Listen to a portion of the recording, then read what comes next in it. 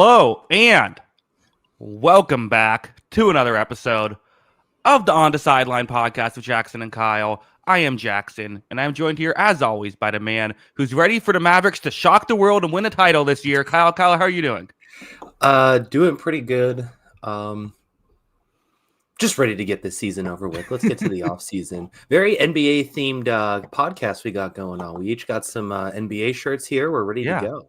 Yeah, Kyle, I was at the game last night. It was fun. I got to see Trae Young get kicked out, which was fun. Yeah, that was annoying. He was an annoying player to see go against your team, but it was a fun game. He's a tough watch, I will say. People will get on the complaining from guys like Luke and LeBron, and I get it. I think Trae Young, as far as basketball players, is a bottom three just on court performance watch. Him and Embiid got to be up there for pretty tough watches. Yeah, it's tough. Luckily, I don't know. I'm happy to see my team win. Maybe we'll get some NBA talk at the end of this. Kyle, we have a lot to get to on this show. We will be talking about 20 different prospects. We're going to rank our top 5 running backs, our top 5 offensive linemen, and our top 10 pass catchers. So that's including tight ends and receivers. So, yeah, a lot to get into. Should we just dive in? Yeah, excited to talk about this. And, we're going to dive right in here. And we're starting with the running back room, which I got to say, I think this is a great running back draft. If you need a back, you should definitely draft one. Middle rounds, definitely. We've done our whole first round running back thing. We don't need to dive into it too much again this one, although there is going to be debate about the top one and whether that happens. But, I think there's a lot of really good backs later in this draft, which may be incentive to not take one so early as it's being talked about right now. Yeah, there are 2 that are, currently, looking like they will get drafted in round 1. So it should be interesting. I will mention real quick before we get into it. Next week, we have always the most controversial show of the year, the mock draft, where we will do our mock draft. Luckily, the Buccaneers have an odd pick and the Patriots have an even pick. So we already know where we'll be picking. So that should be fun. So definitely make sure that you are, tuned in to that next week. But yeah, Kyle, without further ado, shall I just get into the list starting with number 5? Yeah, let's dive right in.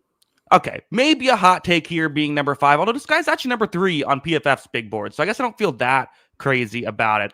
Cam, is it Skattebo? How do you say his name? Skattebo. Got it. Yes, he's easily the most fun player to watch out of anyone in this entire draft process. He's like a Mike Alstott type player, despite being 5'11", 215. He seems like impossible to tackle. He seems like the kind of guy who his toughness would, juvenize an entire team. I have no idea if this is going to work in the NFL. Don't know, because he essentially just runs over guys. I don't know what the situation is there. But ultimately, who knows? Could he be a James Conner? I think it's possible. I will also say kind of my other real criticism of him in college is sometimes in pass protection, it seems like he wants to inflict punishment. Sometimes I'd rather him just make the block. But ultimately, he was a great college player. The question is, will it work in the NFL? Yeah. I have him 3rd. I love Cam Skattebo. Okay. He is just a joy to watch. And that's probably biasing my thing because there are flaws. Obviously he had a fantastic year last year. They don't make it nearly as far as they went last year. That Arizona team that was predicted to finish last in their conference, won the conference, made the playoffs, did all that kind of stuff. They don't get nearly anywhere near that without him. He's a joy to watch though. And yeah, he's going to be drafted higher than you think. Because some coach is going to watch his tape and be like, if I had 22 players like that on my team, we would be winning Super Bowls kind of thing. That cliche line. He is every coach's wet dream. He is, tenacious. He's a smart runner, I think, too, which I think is another thing that's underrated about his game. But yeah, like you said, can willpower and IQ get you that far when you're not very fast and you're not very big? We're gonna see. He's definitely gonna try, and he'll never stop trying. Yeah, right. You don't have to worry about a lack of effort, I think. I'm noticing a bit of a lag from when you speak to when I see you moving. I'm not sure if that's on my end or on what, but hope I can hear you okay. So just chat, let us know if there's any issues other than that. But yeah, I mean, but what's that? It's up to you. I could try and leave and jump back in. It's up to you though. I think it's actually it might be back now, so I think we're okay. Yeah, I think it's fine. But yeah, as a whole, I mean, I completely agree. Very fun player. Shall we move on to number 4? Yeah, let's keep it moving. Okay, so number 4, I am going with a player out of Ohio State, which still does not necessarily clarify who it is. I'm going with Trayvon Henderson, the a 22-year-old, a guy who he really kind of, I think his best attribute is sort of his speed and really the way that he can move while being while going as fast as he can. He can change direction while being at top speed. 4'4" guy who essentially just gets a lot of guys to take poor angles and can move that way. Also a guy who can block. So yeah, player who I like. Yeah, I mean, there's a lot to like about him. He is very fun in the open field. He's when he separates, he continues to separate because it's just very difficult to catch him. There's a lot of things to really like about TreVeyon Henderson. There were some consistency issues that ultimately left him off my top 5, but I also want to just reemphasize guys that are off I think there's a lot of really good running backs that are not near my top 5. There could be good players going down to even like 15th on the board, I think, in this draft. So, I'm not going to knock it too much, but yeah, I think that there is consistency issues that have me a little bit worried about him. But, you could also argue that he has one of the highest ceilings of any running back in this class. Yeah. I think that's fair. He currently is projected to go 42nd, so it's not out of the question we could get 3 first-round running backs. He's kind of in that range where sometimes running backs do get drafted higher than we expect. Yeah, I do wonder as well. Like again, you talk about this. I talked about the sort of the speed. Will guys at the NFL who are just faster be able to kind of not take those and are smarter, won't take the poor angles, and will that value still be there? That's kind of my biggest concern with him. Yeah, no, it's completely understandable. I think that there is some concern for that, but at the same time, he is electric with the ball, so you can't hate it too much. Yeah. Kyle, we've had a lot of, I think maybe some mild hot takes. Let's get an actual hot take here. We've had too much of this sort of, I feel like a normal draft show. And that is very much not what we are. So let's go to number 3. I have a few hot takes on this podcast. This is one of them. Omarion Hampton. I am not quite as high on as the general public. And listen, there's a lot to like about Omarion Hampton. He's a physical player. He seemingly falls forward every time he's touched. He doesn't try to do too much. He's more of a Josh Jacobs type as opposed to, some of these other players that we're mentioning in terms of he just kind of does his job, which I like. I think the concern I have is I think he's, kind of like all running backs, but I think he just needs to be in the right spot to really succeed. I don't know if I see him as someone who creates space the way my top 2 running backs do. So ultimately, I am a little bit lower on him and don't fully get him as a first-round running back the way I at least get number 1 on my list. Yeah. I think I ended up still putting him 2, but I understand the concerns. I do think if I'm going to push back on Omarion Hampton as a first-round pick, I think he misses the holes more often than you'd like for like a stud running back. And when he misses, it usually goes in the backfield. Granted, when he hits the hole, he's usually creating a big play because he is so, he's electric, he's explosive, he's strong, he has all that going for him. So there's a lot to like when the script kind of works. I think things work really well for him. And he's one of the most explosive players in football. But yeah, I do think there is going to be some concern in where I'd push back on him as a first round pick. But I also am just very stringent about first round running backs as it is. So I think that plays a big part. But if I'm pushing back on your skepticism, I just think the combination of strength, power, speed, explosiveness, there's 2 guys in this draft and he stands out among those 2. I just think that whole combination he has, and that's where you get really excited. Yeah. And it's always, I think if you're going to take a trait C player out of position, running back is a totally fine one to do it with, right? Because that is such a physical position. Again, 4'4" guy who's 220 pounds. Like you don't get that too often. And he can move well. He can play all 3 phases as well. So I get him. And I think this is the weird thing where it's like, if the Broncos select him at 20, he's going to get a lot of carries and he's going to be like everyone's going to say, oh, wow, people made fun of the first round running back, but look at how good he is, right? That's just going to happen. But ultimately, I just feel like, is he someone who's going to be a game wrecker? I don't know. Yeah. I mean, there is reason for concern for it, like you said, and then also it's just the sheer added value. Is his ability to change a game going to be more valuable than maybe a first round receiver or even a first round offensive lineman? It's just going to be that question going forward for him as far as a player and whether it's worth it to take that draft pick. So I think he is going to be highly scrutinized one way or the other, and the analytics guys aren't going to love where he goes, and then I think a lot of people that love college football are going to say this guy's going to be a stud no matter what.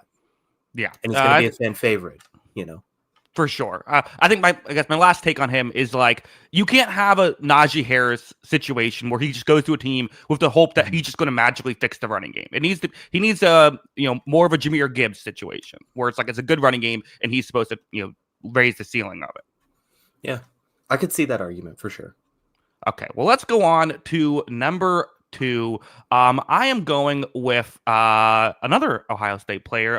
Quinshon Judkins is my number 2 running back, a player who is just, he runs a 4.48. It feels faster than that. This is a quick guy. Also, 219. So we talk about not many guys who are 4.4, 220. Okay, he's technically 4.48, 219, but he's basically there. Really accelerates really well. I think his speed gets him out of trouble. And quite frankly, I thought he was maybe the most explosive running back in this class. And I also think he has really good vision. Doesn't have the best long speed. That's definitely true. I think he plays physical enough. Is just a player I really like. So he's number 2 on my list. He's no nonsense to me, and that's what I really like. It's kind of in that vein of like Terrell Davis. If he's in a good zone blocking scheme, I think he's going to find the hole, hit it, and run north-south, and you're going to, he's going to put up a bunch of yards that way. I think in the right situation, he's going to be awesome. I have Quinshon Judkins at number 5 because I do like that just ability to see the hole, cut, and go. There's not a lot of nonsense to his game at all, and I enjoyed that.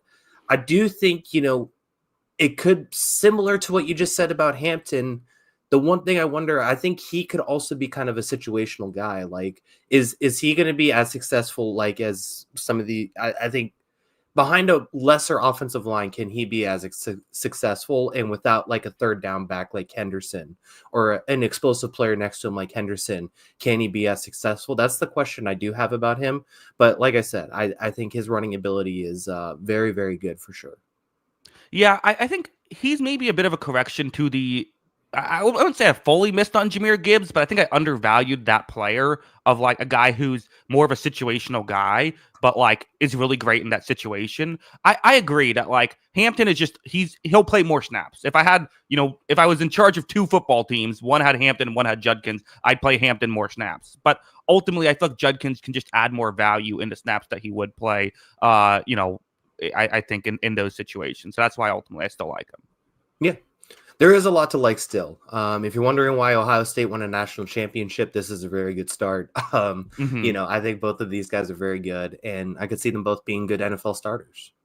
Yeah, he is currently 4th on the consensus big board for running backs, 54th. But let's talk about the guy who is first on everyone's big board, Ashton JD, who, Kyle, get this, I have a first-round grade on a running back. Yes, a first-round grade on Ashton Jeanty, who this is all of the, like, oh, what about Bijan Robinson? What about this guy? What about that?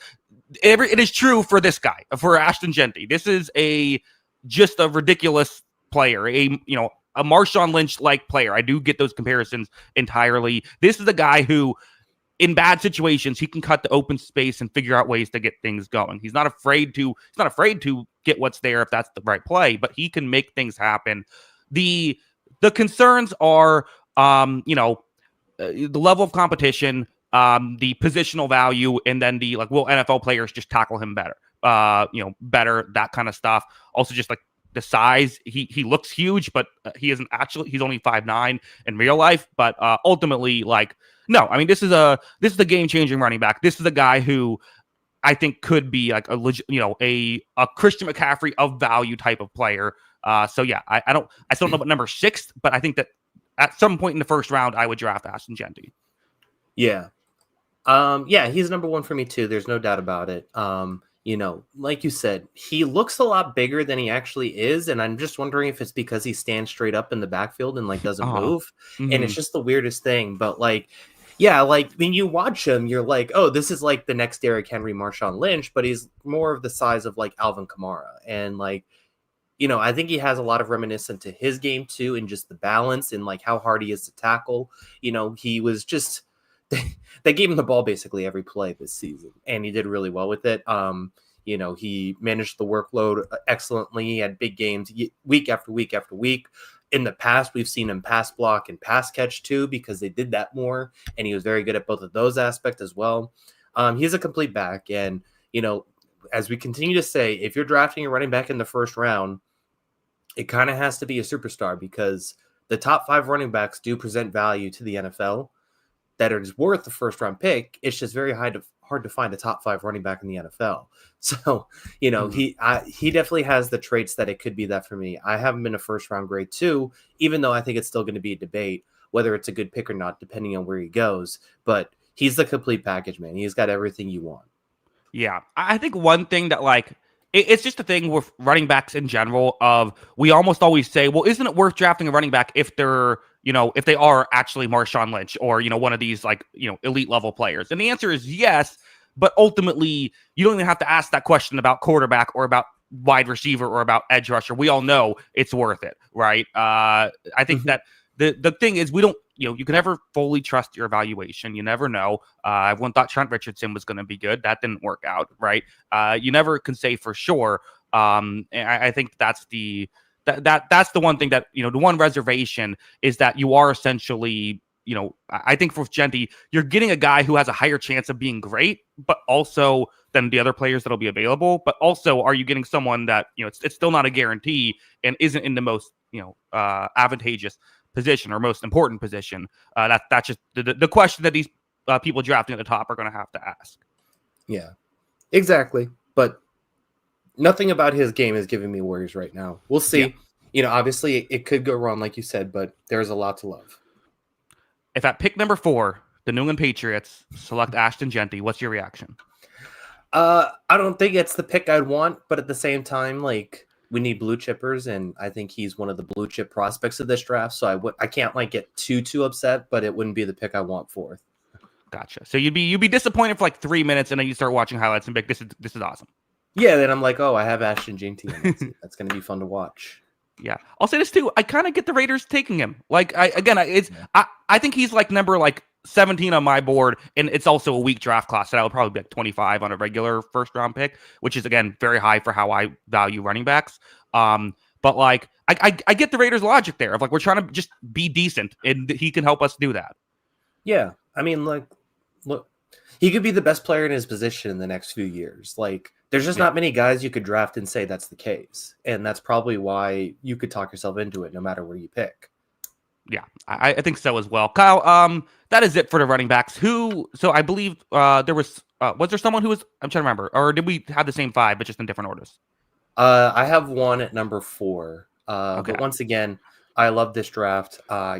Trevor Etienne's a guy I really like. Devin Neal's a guy I really like. Damian Martinez is a guy I really like. Caleb Johnson has some nice stuff. All that kind of stuff. This may be biased because I am a UCF grad, but RJ Harvey is electric, man. I think he's the best tackle breaker in this draft. I think he has the most complete, can play the pass, can play the run game at a really high level. I mean, there's just a lot to really like about him. He is so fun. He's so explosive. And yeah, I mean, he dominated kind of a really bad offense. And I thought that was really impressive. There's a lot to love about RJ Harvey. He's fun. He's definitely someone that like I love the Dolphins could be a team too. You know how they love their speed guys. Yeah, he's a lot of fun. A bit of an older prospect, and also I do feel like he does do other things. His main thing is just running by guys. Again, at the NFL level, guys are faster. How will they adjust? But he'll run by some guys in the NFL. Yeah, definitely. So, you could definitely see him as kind of a boomer bust player in the NFL, but like I also think there's potential for more there just because he is that explosive. Yeah. Well, let's move on. Why don't we? Unless you had any other running backs you wanted to mention, you want to go to offensive line? Yeah, we can go to offensive line. Okay, offensive line. Kyle, I'll tease this by saying I also have some hot takes ready here. So just be on the lookout. Okay. Be prepared for this. Only a few offensive linemen I really like in this draft class, but there are some, and there are a couple I actually like a lot more than most people do. Let's start off at number 5 with Josh Simmons. Just someone who feels like he's just a solid pass blocking tackle. Again, I don't love him. I don't know if he's overly strong, and I think, quite frankly, I don't see him as a guy who could play guard. I think he has to play tackle. That's just kind of how his skill set is, because he is nimble enough to do that. At 6'5", 310, has the frame. Is also coming off an ACL tear. Don't love his run blocking, but feels like maybe a Jawan Taylor type that you're getting with Josh Simmons, hopefully without the penalties. Yeah, I do have him 4. I have seen people have him a little bit higher, and I agree with you. I'm maybe a little bit lower than the consensus when it comes to Simmons. But that being said, like this frame and this ability to move is just still so rare that I think it's okay taking the chance on him. But it does seem like sometimes he gets pushed around more than he should given his size, and I think that's where I have the concern. Not to mention the ACL injury, which I think also gives me some worries. But overall, like, there's still a lot to like, even though I do have some concerns about him if he goes like top 20. Yeah. I think right, because currently he is projected to go, I believe it's 22nd, which is just a bit high for me. I think I would like him maybe very late first round, or I think ideally second round is where I would like him. And it's weird, like, I think the Chiefs are a team that would maybe want to go after him, because like also they don't really care about run blocking because they have that's why they have Jawan Taylor, right? But ultimately, like, that's weird, because I think they might want a guy who could play guard potentially. You don't have that with him, so it's just kind of a weird spot. I wonder where he ends up. Yeah, it's definitely going to be an interesting one, but I do think he has the advantage of this not being a awesome class to me as far as the overall top to bottom offensive lineman. That I think he's still going to be someone that's taken a chance on early. Yeah. Let's move on to number 4 on the list. Gray Zabel, who I guess I accidentally deleted my. No, here we go. I didn't delete my notes for him, but I deleted his name on my notes. So, but I found it. Don't worry, we're okay. I probably could have done it anyway. I mean, he's one of those guys where his tape is great. He seems to have good fundamentals. He's quick. He's strong. It's the North Dakota State University guys, right? They're all projections. Some of them end up being awesome NFL players. Some of them end up not even coming close, or just these types of guys in general. The smaller school dominates there. He is also kind of a 1-year wonder and he's a bit older, so there's that aspect as well. But yeah, ultimately a player who there's the projection, which is going to hurt his stock a little bit, but is still a player that I like. Yeah, we're kind of in lockstep here so far, so I'm curious to see where your hot takes are, because I have him 5th. I think he could play across all 5 positions and be pretty good at them. He seems to be pretty good. It seems like he's pretty good across the line of scrimmage. I think he's a smart player, and like you said, he did dominate where he was at North Dakota State. North Dakota State is a weird situation because they're one of the best teams in their area, their level. And so it's going to be very interesting to see how it plays out. But there's a lot of physical stuff to like about him, and I think he could play multiple positions, which teams covet. Yeah, we have a question of do you think he's better at guard or tackle?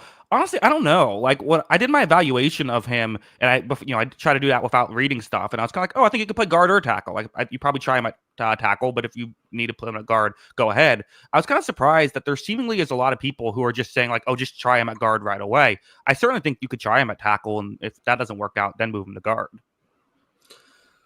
Yeah. I mean, it really just kind of depends. Like, I think it depends on which team drafts him and what their situation looks like. And also, just simply, how comfortable he looks from the beginning in training camp. Yeah. I think he's going to have the opportunity to play across as many positions until it looks like he finds a spot. We've seen that with guys like Tevin Jenkins bumping into guard and looking really good in the past. And it's not really anything I'm ashamed about either way if you have to play guard. Yeah. Well, let's move on to my hot take, Kyle. Will Campbell, my number 3 offensive lineman, who I have to say, I'm just not as into. I mean, again, this guy who might go 4th overall to your team. So I apologize, Kyle, that the guy who everyone's walking to your favorite team is a guy I'm low on. Although maybe that's a good thing for you. I don't know. But he's a player that I'm not. Okay, listen. maybe I'll start off with the positives. There are very good traits of Will Campbell. He does have, I think, really good strength, which sometimes if he starts to lose, that can have him come back with his strength. He's not going to get run over. He has good size, great size as well. And is still a young player at 21, comes from, high level competition, all that good stuff. My concern is, I mean, quite frankly, well, then why didn't he win as much? He isn't someone who had great production in college. And quite frankly, I just don't see him as a tackle. I see him as a guard. I don't love his hands. I don't think his great hands. Again, he's someone who doesn't get run over. So you put him at guard, put a player on either side of him, and I think he'll be okay. But I don't think he's quick enough to play tackle. And honestly, I think that the hand issue is going to maybe hurt his development at guard as well. I think ultimately he should be a fine player, but I don't see him as this like top 5 pick or even a top 10 pick, in my opinion. There are some reasons for concerns. I think I'm a little higher than you are still. I have him second. Okay. Once again, the hot take, and you have to steal it. I know. Kind of. We just kind of we're in lockstep on these. Listen, I've been pretty consistent about this for the multiple years we've done this podcast now. I always value if it's close between a few guys, I always value traits over production. We've gone back and forth on this, whether it was Olu and Joe Alt last year, whether it was Mekhi Becton and I'm drawing a blank on a few of those other guys during that draft that we talked about, where maybe nobody won. But anyways, but that wasn't Mekhi Becton the Tristan Wirfs and Andrew Thomas year, or am I remembering wrong? It was actually. That actually turned out to be a really good draft. So whatever. Yeah. We talked about that though, just going across all of those years with those tackles. I'm always going to handle the traits guy if I think it's close. And Campbell just doesn't have the traits to me. Like you said, he's not as quick. He's not as, he is strong, but I don't think he's as strong as my number one tackle. He's not as quick as the number one tackle, and he's not as big as the number one tackle, in my opinion. So that's where I have him a little bit lower. I think he's a very smart offensive lineman. I think he's a very strong offensive lineman, as you said, and I think he has a lot going for him. So I still really like him. I think he's a first round pick for sure for me, and I think that there's still plenty of room for him to grow. But yeah, I think that there are some concerns for sure. Yeah, honestly, Mekhi Becton's not a horrible comparison to me of like just a guy who I think you put him at guard and he should be a pretty good guard. But like there is just a projection of saying, hey, a guy who already, in my opinion, doesn't have great technique, you're now going to have him play a different position and hope that works out. Again, worth a first round pick, like because he has enough talent to do that. But there's no way I'm taking him at pick number 4. I hope they don't, but I could see it happening. But there is still a lot to like about him. So I'll talk myself into it by the end of the month if they end up doing it. Yeah, sure. I mean, he's not going to, I don't think he's going to be a bad player, but I just, and I have to say this too. So while I am lower on Campbell than than most people are, I'm actually very high on my top 2 offensive linemen. These are, in fact, I did my big board. These are 2 top 5 picks, in my opinion, on the offensive line. So I like this. I think there's a couple of really good offensive linemen who aren't getting talked about enough. Yeah. All right. Let's get into it because I have a feeling that they're my number 1 and number 3. So who do you got at number 2? Yes, I would assume so as well, although I don't know your list. Maybe something crazy is happening. Number 2, Armand Membo, who out of Missouri, a player who is, okay, he's a right tackle. Some people will care about that. Some people won't. But I just really like this guy. He's a young prospect who really good outside hands. This is a guy who is a right tackle through and through. You could try and have him play left if you want. Some guys can do that. Some guys can't. Who knows? But yeah. I think he has really good hands that allow the hands are what I like about him. He allows him to win versus these fast guys. He's played against good competition as well and succeeded. He can run block, he can pass block, and it's a really strong player as well. You might find some faster tackles than him, but ultimately I think he's still good enough at that as well. So yeah, big fan of him. Yeah, huge fan of his as well. He's my number 1 tackle. Okay, just a complete player. Just has the size, he has all the intangibles you want, he has the skill set, he has the production you want too, and yeah, he's a menace, he's a beast on the line of scrimmage. So the one concern about it is, like you said, if a team like the Patriots would want him, he doesn't exactly fit their offensive line because he hasn't played left tackle, but maybe you try it and see what happens and see if he can adjust. But yeah, he has all of the intangibles you want as a player, and I think he's going to be very good from day one. He has a very high ceiling to me. What's the basketball story about like they just draft Michael Jordan and play him at center thing of like just like I think sometimes like just get the best offensive lineman and move him to left guard. It worked out okay for the Lions when they drafted Penei Sewell. Yeah, no, there's definitely a reason for it, right? It's just the Mhm. problem is they paid Morgan Moses, so they have a right tackle. They don't have a left tackle. So, is that what they're going to be worried about? Is that the reason they don't draft him? I don't think it should be, but that would be the explanation for it not happening. And I disagree with it, but I think other football people will think otherwise of that. You're right, and I should say like some guys just can't figure out the switch. Some guys they do it and it's no Mhm. problem. Some guys it takes a little bit, but then they figure it out. Like Sewell struggled in the preseason and then was great in the regular season. But ultimately, okay, if the reason you're drafting Will Campbell first is because you like Will Campbell more, then sure, we just disagree on our evaluations. But if the reason is because Morgan Moses is on the roster, like that's not a Yeah, great decision. I would agree with that. I'm 100% with you because, if he's better than Morgan Moses, then he should play over Morgan Moses, or he should just play left tackle and you figure it out. But there is a lot of football people like to do weird things sometimes. We've seen that Mhm. all the time. We've seen that from the New England Patriots when it comes to their draft process. So I think that's the debate. But this guy, I mean, he has everything you want in an offensive lineman. There's not a lot of holes to his game, in my opinion. Yeah, well, this is the thing too, where it's like you bring up like production versus traits, but it's like in my opinion, he has both. Like I think he's a Right. better like traits guy and a better. He definitely has more production, so I don't get it. Yeah.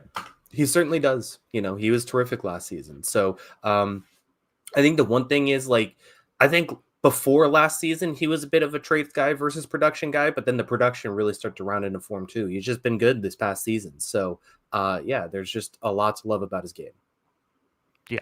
Well, let's move on. Number one on my list, who is currently still prospect people like 13th on the consensus big board, although is the third offensive lineman on there. But first on my board, fourth on my big board, Kelvin Banks out of Texas, the left tackle who so I feel like Kelvin Banks is a victim of Quentin Ewers. That is my take on this. Because first off, he did have incredible production at Texas, especially pass block. Not quite the run blocker that Membo is, but a better pass blocker in my opinion.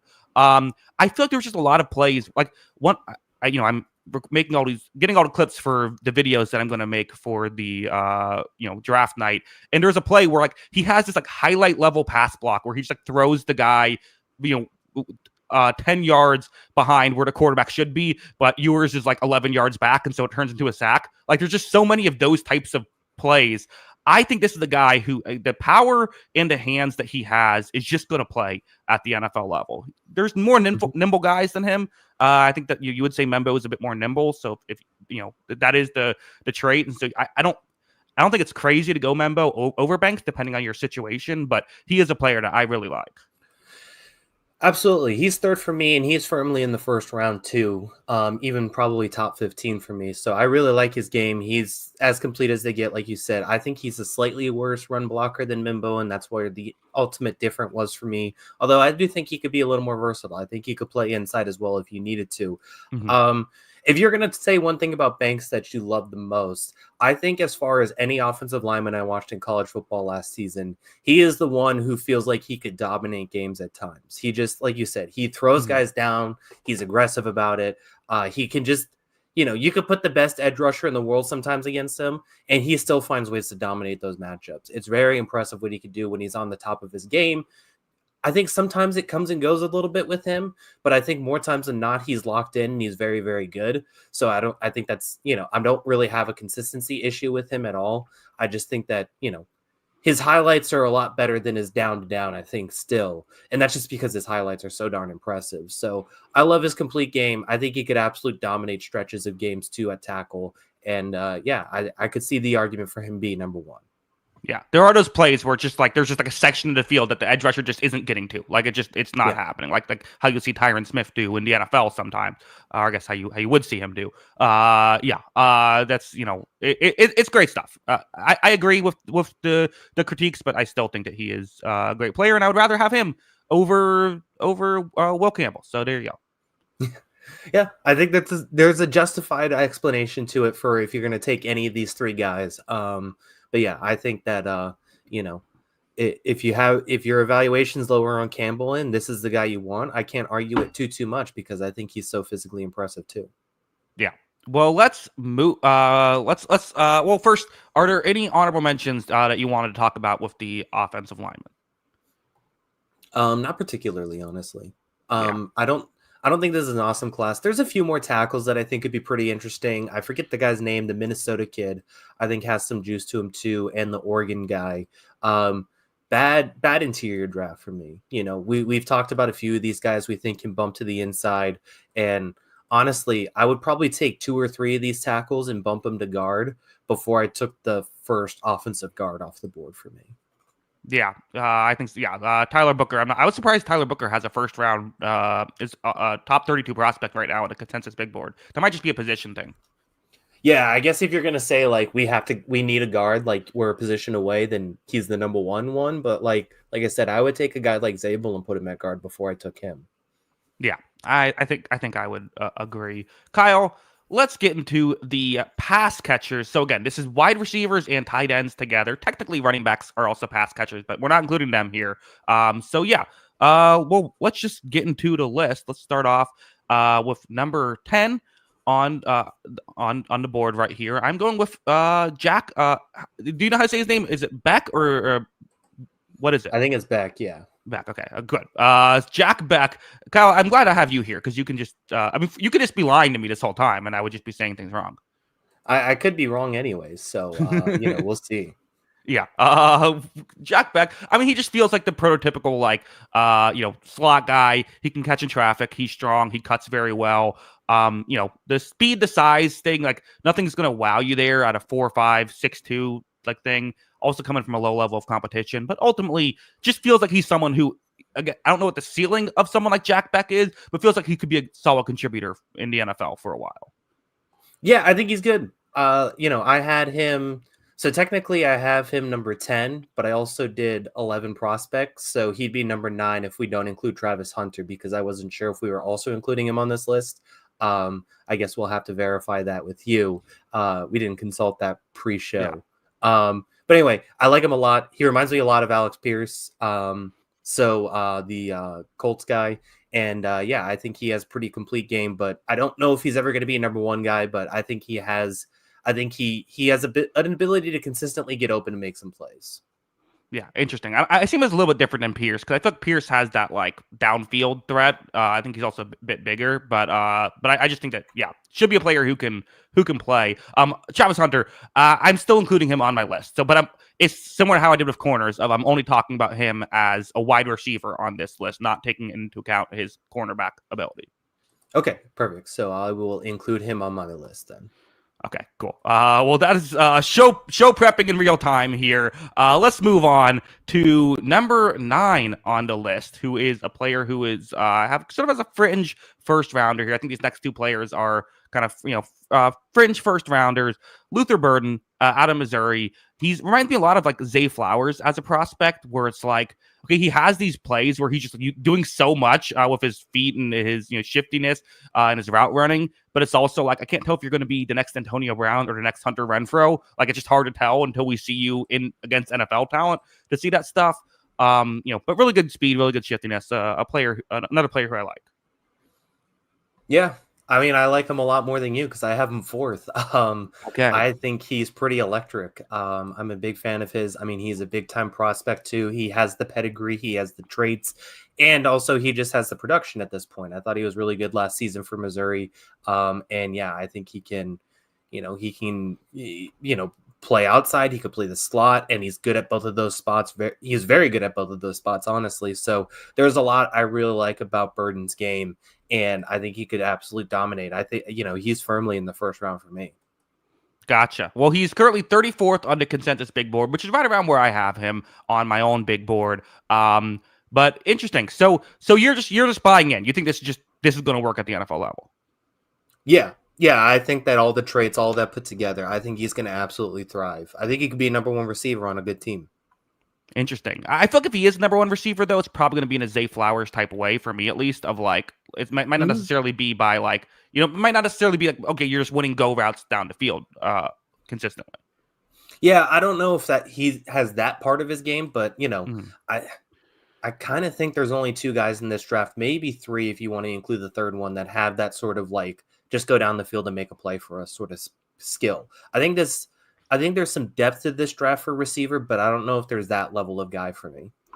Yeah, there's only kind of only one guy I feel like I Yeah. view that as for me. But there's a couple guys I think could do that to some degree, which is why I have him again at 9. But it's more so I'm higher on other players than I am lower on him.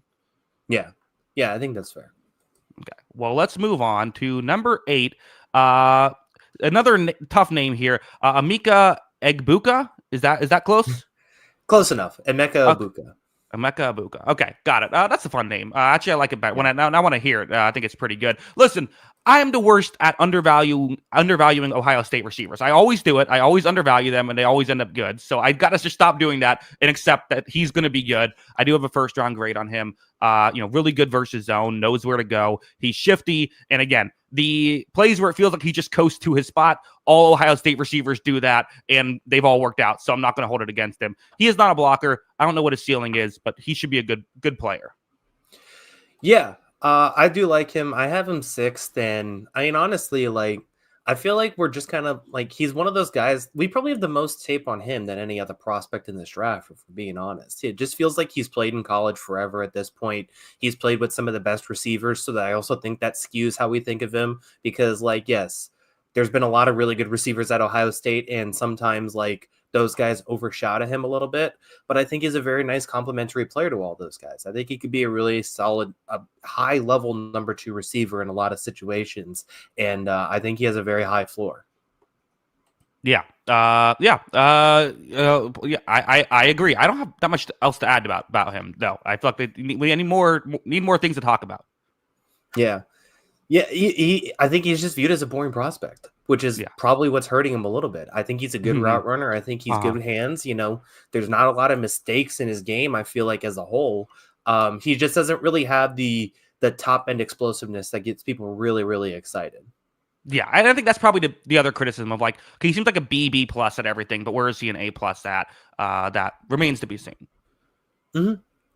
But there's a lot of really good things in a B plus player, right? Yeah, Chris Olave, you could say that about. He's worked out all right.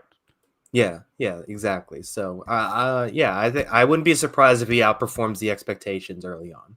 Yeah. Well, let's move on to one of 2 tight ends to make my top 10. Colston Loveland, who is a 20-year-old tight end. So definitely you're getting some development here.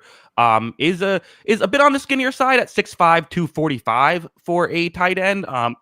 Is definitely the route running tight end. You kind of blocks the way you would expect him to block at his weight. And I think you're kind of hoping that you get him to gain some pounds. Again, he's 20 years old. They did use him, I think, a bit more than he'll be able to be used at the NFL level. He would just play like outside wide receiver in college a lot. I don't know if that's happening at the NFL level, but is a player who feels a lot faster he's a fast player. He's a smooth route runner. Player who, again, I ultimately like and would draft in the first round. Yeah, I like him too. He's 7th for me. He is my second tight end as well. I think the worry for him is he's a tweener, right? Like he's going to be too slow to play receiver and too small to play tight end. That is the worry. But I still think overall there's a lot to really like about his game. And it's just so smooth when he goes out and like makes catches. He has great hands. Like you said, he runs routes really well. And there's a lot to like in that regard. It's just going to take some time. I think he's a developmental guy because it's going to take a little bit for him to find his role. Or, I mean, I guess it depends on how he physically looks in the NFL, because there is a situation where he could be like in the Jimmy Graham mold, but I don't think he's athletic as a guy like Jimmy Graham, or, I don't want to say Travis Kelce, but Travis Kelce is obviously the number one, as you think of pass catching tight ends. So I think it's going to take a little bit of time for him to find his role, and he's probably going to have to bulk up, like you said, but there's a lot of upside here. Yeah, I agree. Yeah, in fairness, who isn't less athletic than Jimmy Graham? That's true. Yeah. Mm-hmm. Yeah. Not the most fair comparison for a lot of guys. Yeah. I don't know. Might not be as tall as Shaquille O'Neal. So yeah, it's tough bar. Yeah, that's fair. Yeah. Okay. Well, let's move on to Kyle. a different Kyle. Kyle Williams is number 6 on my list, a player out of Washington State who I am a big fan of. I really liked his I really like what I saw from him. I've lost my notes. This is not good. I was ready to give a whole thing, and then now he might be another guy who I cut off the. Okay, here we go. I found it. He's a really good player who incredibly explosive, really good route runner, cuts very well. Definitely a smaller prospect, 6 feet tall, 185. That's just going to scare some people off, and I get it. And there's the question that every speed guy has. We'll ask this question again when we're going through this of what happens when he plays a faster corner. But he is definitely, and also lower level of competition, but a player that I think could be really good in the perfect situation. I've talked about like maybe if like the Lions draft him, I feel like that could be like a perfect fit. Yeah. I knew you'd love this guy. He ended up making my honorable mentions, but there's a lot to really like about him. He's, like you said, incredibly fast and, just an absolute burner. But I think there's more route running to his game too. Like he feels like he's going to be a Lion or a Chief, right? Or something in those mold. Maybe he ends up going with like Ben Johnson to the Bears, but like he just fits those sort of like playbooks, I think, really well. And someone's going to take a chance on that explosiveness and it could work. So yeah, there's a lot to really like about him. The size scares me and I think it's going to scare other people. He didn't play a ton of slot in college. And it's like, you just look at him and say, does he have to move to slot to the NFL? Can he do this at like a Tyreek Hill thing? And that's, that is difficult to do. So can he do that at the next level is going to be the question. Yeah, I think the Rams would be another interesting spot for him. Like some of those, along with the ones you brought up, of like maybe the teams don't necessarily view it the same, like as 2 outside guys and a slot guy, or a bit more fluid. Yeah. I think that would be the ideal spot for him. Yeah, I just think there's a fine line between like some of those fast, like the best burners in the league that are some of the best receivers in football, and like Tutu Atwell, and like I don't think he'd be a bad player if he's. I like Tutu Atwell, but like. That gives me the concern is like I would where you wouldn't want Tutu Atwell in the first or second round, Right. I agree. I think that's you're right. That is the concern. Notoriously, I was a big fan of Kadarius Toney back in the day. You're always worried about that situation. Yeah. He doesn't have that many drops, so we'll see. That's true. Yes. Hopefully, there's other issues with Toney. Hopefully he doesn't have those. Yeah, the talent was never Tony's issues. It was the the focus. Yes, potentially. Kyle, let's move on to top 5 pass catchers. I have another hot take here. A couple of these guys I'm a really big fan of. And again, receivers is hard. It's hard to evaluate, so I'm kind of more willing to take some chances on guys. Go with Jaden Higgins out of Iowa State, a guy who I can see as sort of a Mike Evans Jr. type. He's a 6'4" guy who I think moves really well, is a really smart route runner and how he goes about this stuff. He's someone who can play every position. He can play in slot. He can play outside and can win on the outside. One of the few guys in this class who I think can do that role. Again, he has the concern of will he still be as good when he's playing with corners that can hang with him, coming from low level of competition. Those are fair criticisms, but just the route running and the movement that he has for being a 6'4" guy is very interesting to me. Yeah. There's a lot to really like there. He has great hands too. Great hands. Yeah. He runs routes really well and he's tall. Does he have necessarily the, like you said, the long speed to be that on the outside and beat NFL corners? I think that's the big question for him. But, someone's going to take him earlier. I have him as a first round grade too, and someone should take him in the first round because I think when you look at that length and that ability to catch the ball, someone's going to take a chance on that and say, we'll just figure out if he's fast enough. But like he has quickness off the line of scrimmage. And I think that quickness helps maybe his top end speed. And I think that's going to go a long way for him being a good NFL receiver. Yeah. I think he has all the traits that like Drake London and Mike Evans have of like, even if they're not the fastest, being still, I mean, Mike Evans is pretty fast for his height, but like being able to make that stuff still work, being a tall guy. Because sometimes you're just a tall guy, but like you can't move as well, and it's easy to cover. But like I feel like he moves well enough that I think it'll work. He's actually 49th on the consensus big board, so not projected to go really close to the first round right now. Yeah, I think he could be a sleeper. And like he's, similar to Evans, he's quick for his size. I think he's fast for his size. He's just not like, there's going to be a lot of corners faster than him. And so he has to use that quickness and also his ability to run routes, which I think is really good. I think Guys that can catch the ball and guys who can run routes, I think, work in the NFL. I just think those are traits I really value, not to mention his intangibles with his size. Yeah, ultimately, like with someone like Kyle Williams, I feel like if he gets drafted by, I don't know, the Panthers, I'm kind of like, well, he's screwed. Like that's not going to work out. I feel like Higgins can kind of get drafted wherever and probably be an all right player. Yeah, or we're going to get the best version of his projection no matter what. I think that there's a chance for him no matter where he goes for sure. Yeah, that's because no one's going to mess around with his scheme. He's a guy who's going to line up on the outside and he's going to run his route tree, and he's good at that. Yeah, it's the kind of no one says, this guy is 6'4" guy. Let's try him in the slot. Like no one, everyone knows where they're going to what to do with him. Yeah, it makes a lot of sense for everybody. And he can run the slant, he can run the in route, he can run the post, he can run the the button hook, and he can run the go. Where did he end up on your list? He was 8th.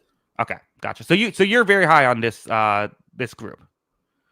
Yeah, I like this receiver class. I do. I like the receivers. I think it's deep, and I think that there's a lot of pass. There's 8 that I would have pretty close to the first round.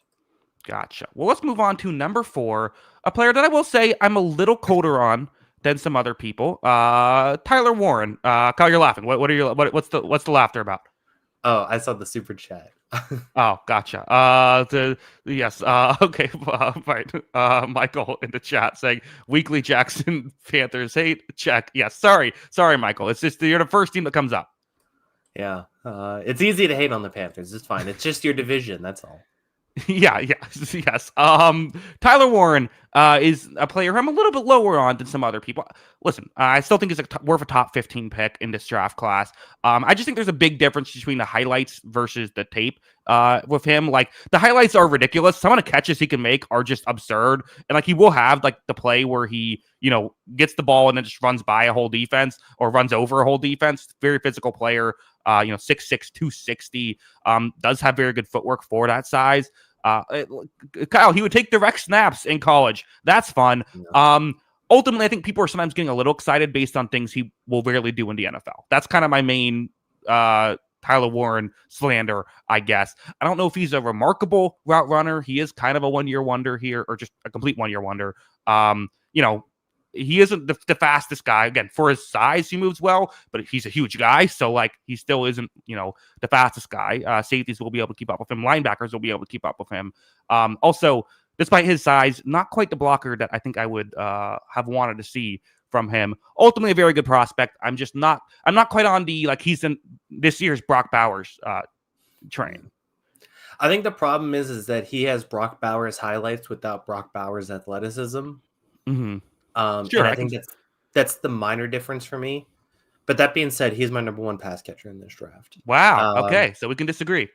Yeah, I think that he has incredible hands. I think he's incredibly dynamic still. And I think, the issue is he's being compared to Brock Bowers, and that might be a little bit unfair. Mm-hmm. But at the same time, if you're Brock Bowers adjacent to me, that's still something to get really excited about. I think he has a complete game almost in a lot of ways. Like you said, I think he can improve his blocking, and he's not the high-end athlete. Maybe he improves his route running a little bit, but I still think he's a decent route runner, and I still think he's a decent blocker. And like you said, I think he works hard in the pass game, and he's physical. I just think he's going to catch a lot of balls, and, there's just that savviness to him this past season where it's like, it just felt like this team needed big plays all the time, and he managed to get them.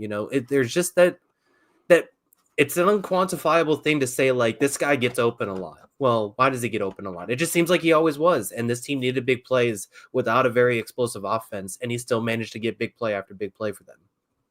Yeah, I don't know. I didn't feel like I saw the consistency out of him, and maybe we just disagree on our evaluation.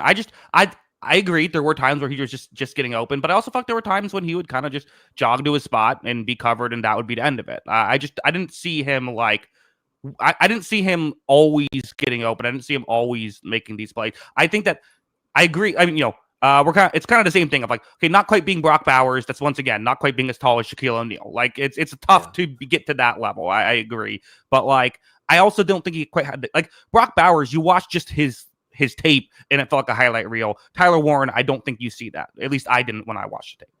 Yeah, but the highlights are still really good. Yeah, that's what I really like. That's great. Yeah. Whoever drafts him is going to have so much fun when they watch the highlight reel the next morning. Yeah, and if you get him to round into that consistent form, I think he could be, one of the best tight ends in the league, even if he's not the best tight end in the league because Brock Bowers exists. I wouldn't be surprised if he leads the rookies in catches next season or in the seasons beyond. And he still has the tight end abilities that I think could be like the most important pass catcher in an offense, similar to what we saw from some of those guys at the top as well. I think he has that ability in him. Yeah, I think he could turn into like an elite level player. I just think I doubt it's going to be a Brock Bowers like year one transition thing. I think it's going to take him a little bit more time. And that's unfair. I think that the reason why I have him first is because he is the one person in this class I feel like pretty confident could be a number one guy on an offense. As far as like scheme goes, I think that the other ones, like, they have the potential too, but I think that they're a little bit lower for me as far as being like elite players at their positions.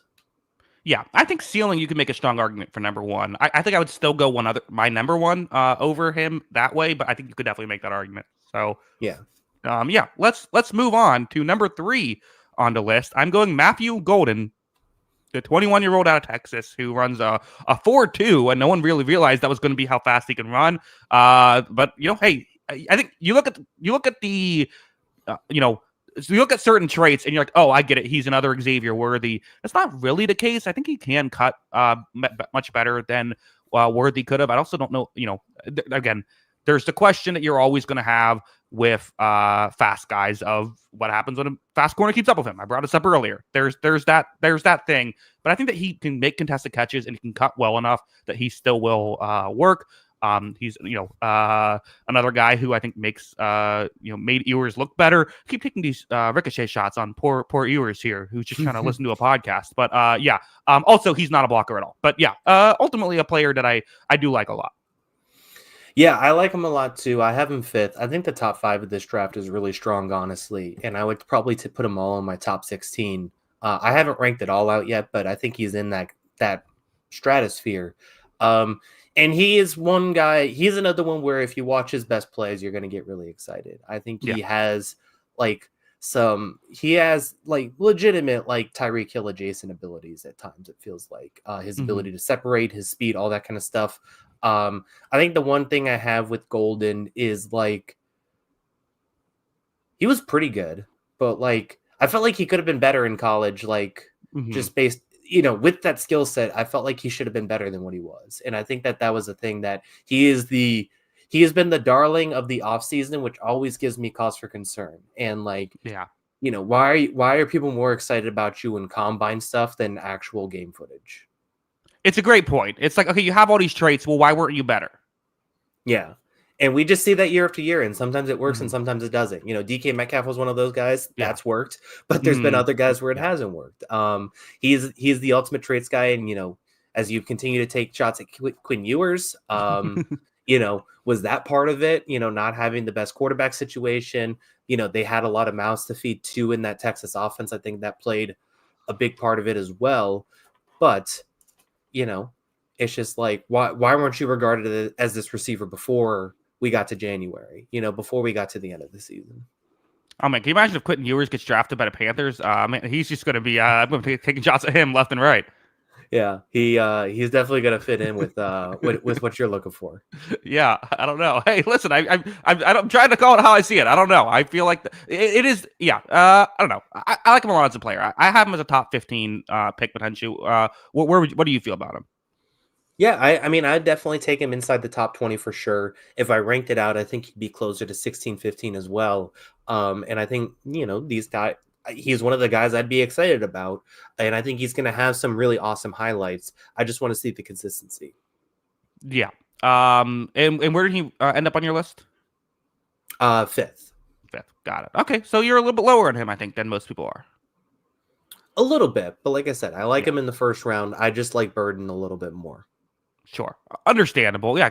See, the way that we do this, I feel like when you give hot takes, it just kind of goes by the radar of like, my hot takes are on the screen. People notice them more. That's pretty much it. Yeah. That's, I have the luxury of this job of, just kind of giving my opinions, and they have to listen for them. They don't get to see it, watch the timestamps. Right. You can't just skip ahead. Yeah. That's good. Kyle, number 2 on my list. Again, this is strictly as a receiver. If he did not play corner, Travis Hunter would still be my number 2 pass catcher. We don't spend forever. We talked about him last week. But again, has this Tyreek Hill level stuff. I've also said, like, there's that, okay, Tyreek Hill, is he Tyreek Hill? Is he Kadarius Toney with that stuff? I think he's probably going to be closer to Tyreek Hill at least. Finds openings in zone. Is, again, maybe the best with the ball in his hands. I think he's fantastic at the stuff. I just, as a pure receiver, there's one guy I like more, but he's still the player I would draft over anyone on this list. Yep. Number 3 receiver, or number 3 pass catcher for me, number 2 wide receiver, and number 1 overall player because he's the number 1 corner, along with being the number 3 overall pass catcher. A lot to love about his game. He can go win one-on-one. He can win on the outside. He's got speed. He's got, just a lot of intangibles you love. He's a complete player. There's a lot to really like, and there is a potential for him to be the number 1 receiver on a really good team and still be awesome. So I think there's huge ceiling for him and a lot to love. Yeah. Again, we don't spend forever on him. We talked about him last week. You can check that out if you want to hear more thoughts, or also I put a film study out about him on this channel, so you can check that out. But let's get into number 1 on the list. I am going Ted McMillan out of Arizona, a player that I just really, really do like. He's the one guy I do feel like feels like a top tier receiver prospect, in my opinion. I think that, I would like to see him get a separation a bit more consistently, and is definitely a little bit skinny at 6'5", 212. I mean, he moves like he's 6'1". The shiftiness for being 6'5" is crazy. And the way that he can also make tough catches, also understands the game well, knows how to get open, along with being, a player who cuts well. Definitely a player who did not have the best quarterback play for him, I thought, at times. So that's something that, I think maybe caused him to be a touch undervalued. Really controversial prospect. Some people like him top 5. Some people like him, top 25. But ultimately, is a player that I am a big fan of. Kyle, what do you think about him? I really like him too. Obviously, there's not too much to criticize there. Like you said, you mentioned the size, the length, the athleticism. He moves different, and it looks like that on the field. It just felt like there were so many plays where the plan was, it felt like coming out of the huddle is just saying, run a go, and we're going to throw it up and see what happens. And he still would go down and get the ball. So, his ability to win those was special. But, we've talked about it a few times. Sometimes it works out, Jamar Chase, and sometimes it doesn't. Yeah. N'Keal Harry. Right. If you can't get separation consistently, how are you going to win in the NFL? Can you win in the NFL consistently? Some guys are just so different that they're able to do it all the time. And it's a big concern. It is the concern, I think, overall, is like, can you do that consistently in the NFL? There is a fine line between the very best guys at it and the N'Keal Harry's at it. And I don't think he's going to be N'Keal Harry. I think he's going to be closer to the other guys at minimum, because I think he has different parts of his game. He's much quicker than N'Keal Harry, all that kind of stuff. But just like the overall separation thing is going to be very interesting. And I think that's my one concern about him. Yeah. And I did feel like he did get separation. I would like more consistency out of it. Mm-hmm. Yeah. And it's another guy where I think the top 3, honestly, the top 4 or 5, honestly, when you see their best plays, you're going to think this guy's awesome. But I think all of these guys have some things they need to show a little bit more consistently, and I think he's no different than those guys as well. Well, that's receivers in general. Is every year, like I remember when we drafted Tyler Johnson in the 5th round. People were like, "Oh, look at his highlights. He's going to be great." Like that's like no matter who it is, like people like there's always a great highlight reel. Except for you can like Justin Jefferson and have 2,000 yards, but you're a little bit smaller than people want, right? That was the one where it's like, how did he end up in 20s? Yeah, that was weird. Jalen Reagor, maybe one day we'll catch up career wise. Yeah, Kyle. Well, actually, before I ask you this, I'm gonna say I'm seeing people a lot of mock drafts having the Panthers at 8, having a chance to get McMillan and like going for like a Jalen Walker or something. No, draft McMillan. Give Bryce Young a guy here. That maybe they could trade. Who was the guy they traded a pick for that the Cowboys gave like a 4th round? Jonathan Mingo. Yeah. Oh yeah, they'd get like 2 firsts for him after a year. Yeah, maybe they can draft him and trade him. Yeah, I think they definitely need a number 1 receiver, and he would make a lot of sense there. So I think he does have the potential as well. Like I said, I think Turner just has higher potential of like, if I were to say this player is going to be in 5 years the best player at their position, I think Turner has a higher chance of that than McMillan. Maybe that's just because of the positions as well. But like, I think he's more likely to be an elite tight end than McMillan's an elite wide receiver, but I think he still has very, very good wide receiver potential. Yeah. Okay. Michael says I get a pass for hating on the Panthers if I take Walker over Ted. Okay, good. I appreciate that because I will do that if they do that. What if it's Kelvin Banks over Ted? Then I'm a fan. Then, well, I mean, they don't really need a tackle, but I would still say I would say like maybe I would rather them have McMillan than a tackle given their situation. But at least they're getting a good player. He could play guard. Why not? Sure. Listen, I don't blindly hate the Panthers. I hate the teams that consistently make moves I disagree with, which the Panthers are one of. Yeah, that's fair. Yeah. Given their track record right now, you can't hate it. Right. Yes. Look at all those wins and losses. Look at how many pro Bryce Young film studies I made towards the end of last year. He played well. He earned it. Yeah. Yeah, Bryce Young's played good. I'm saying give Bryce Young help. I think he's he could be better than people realize. He was great towards the end of last year. I would agree with that. Okay, got to give some of my positive Panthers takes out, I suppose. Kyle, last question I want to ask about Ted McMillan. I've asked this a bit before. Pick number 4. How would you feel if the Patriots went here? I wouldn't be mad if they took the chance on it, just because they need the players, they need the talent, and they need pass catching help so badly. So do I think it's a bit of a reach for where I have him? Maybe a slight reach, but at the same time, like, I think he's good enough and worth it taking the chance on. And maybe it's just one of those things where I don't think this draft's as good as other drafts. And yeah, so I think that could be one of those things where, I think there's a chance we get a good player out of this. So I'm not upset. Yeah. Detroit Lions fan says, Detroit fan man says the target is teams that continuously make poor moves and Jared Goff. Yes, that's true. Oh boy. We don't need to do the Jared Goff thing. We're fine. No, we don't. Jared Goff had a good year. Yes. We love Jared Goff last year. Sure. Yes, and it ended perfectly too. Yes. And then yeah, Kyle, who do you want for the Patriots at 4? Like realistically. So assuming the top 3 guys are gone. Yeah, Hunter and Carter are gone.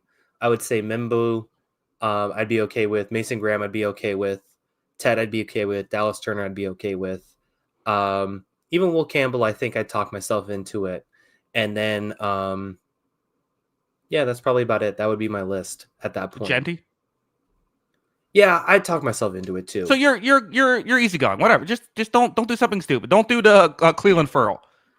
Yeah. No, I mean, like, I could talk myself into any of those guys. Ideally, if Hunter and Carter are off the board, I kind of want us to trade back and see if we can bait a team and take in Shador, and then maybe get Turner at like pick 8 or 9, high New Orleans. If we could trade back and get him, I'd be happier with that than maybe like taking Ted at 4. Yeah. In hindsight, it might have been nice if Joe Milton didn't win that game. Yeah. And then we traded him for like a 5th rounder. Maybe in hindsight, they should have just signed Nathan Peterman as a backup or something. Kyle, who else was on your list that we didn't get to? Oh, wait, I closed it. Did I have anybody else on my list? If there's someone you want to talk about, I should say. I had him at 11 just because I wasn't sure if we were doing Travis Hunter. So I'll shout him out. I had actually no, I had him at 9. Just kidding. I had somebody else at 11. Xavier Restrepo. Listen, I don't care what anybody says. This guy's going to be good. Like, he's just going to be a good slot player. And I don't care what you say. Does he have flaws? Is he like the perfect athlete or anything like that? No and no. But he's going to be good, and I don't care. Okay, he is. I mean, obviously the 5'10" running a 4.8 is something that concerns you. Yes, but he's good. I don't. You're care. right. It's one of those, like, that's perfect. Like, Rams are going to give him in the 6th round. And he's going to be a good player for him. Yeah, it's the Blake Corum thing for me. He's just a good football player. He's going to figure things out. Yeah. Listen, it's not a bad strategy. I could totally see it. Kyle, that is our show. Let them know where you can find us on Twitter before we head out. All right. Make sure to follow us on Twitter. That is at Jackson Kruger. Make sure to follow me at by Kyle Gronin. And make sure to follow the account page at On the Sideline JK. That is at On the Sideline JK. Of course, you have like audio-only podcast. Anywhere you get your podcast, search On the Sideline Podcast. It should be available there. Remember, next week, we will have our mock draft, which should be fun. We're doing that live, 6 p.m. Eastern, so definitely be on the lookout for that. It'll be a day before the draft, so Wednesday. Kyle, how are you feeling about the Mavs tonight? I want the season to end, please. Like, Okay. just let's just end this and get everybody fired, and get into the off season. This has been one of the most miserable, like, just fan experiences I think I've ever seen. It's just crazy. I think I'm more rooting for Luka than the Mavericks at this point in the playoffs. And maybe I'll go back to being a Mavs fan soon, but it's just tough to watch this season and talk about it anymore. It's brutal. It's really brutal. Yeah, it's.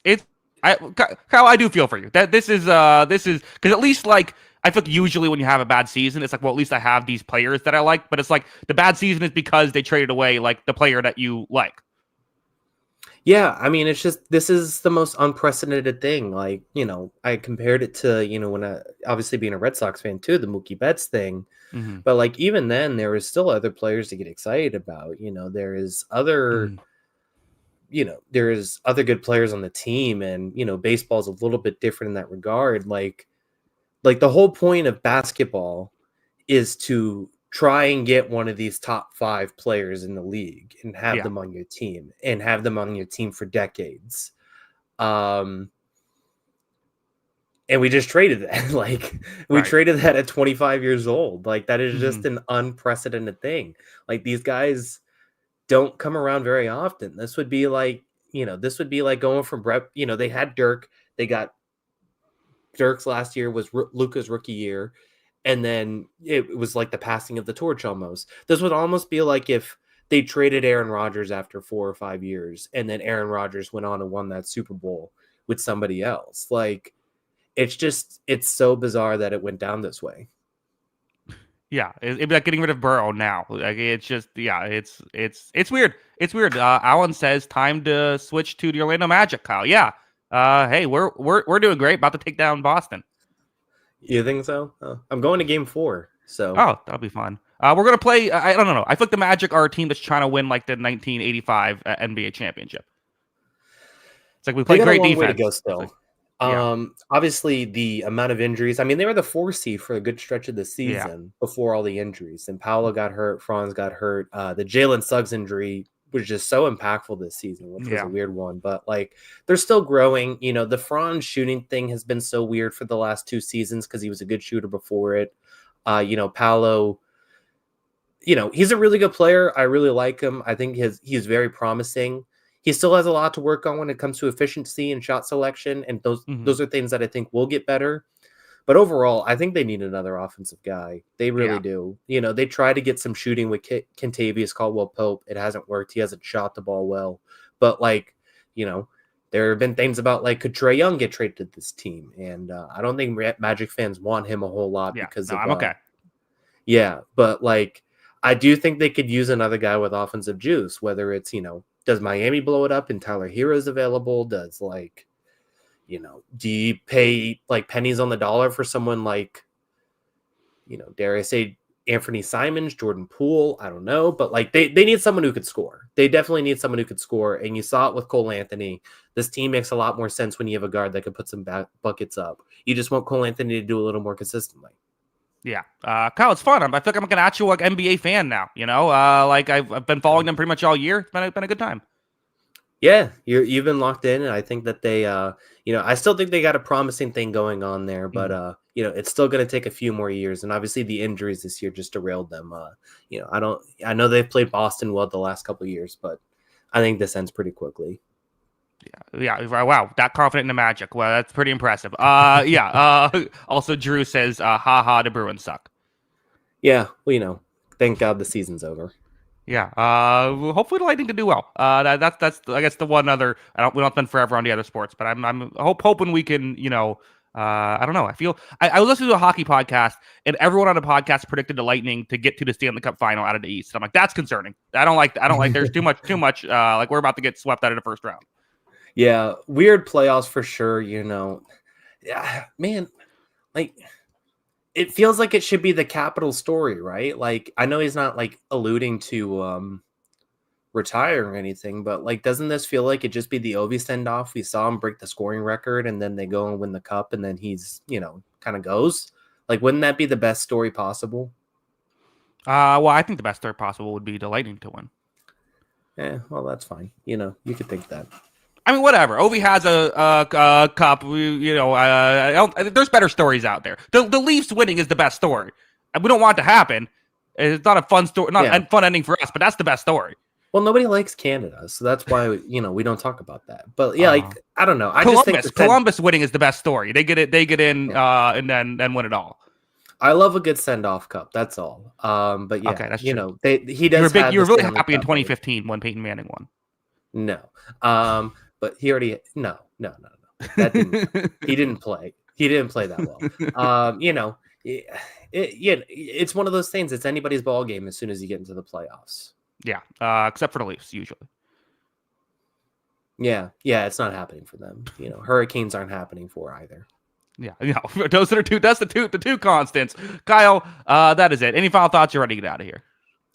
Let's get out of here. I'm ready. Yes. All right. Again, thank you to everybody for watching or listening. We do appreciate it. And until then, until then, did I say skip up the until next time? Yeah. Until next time. Have a good one. Peace.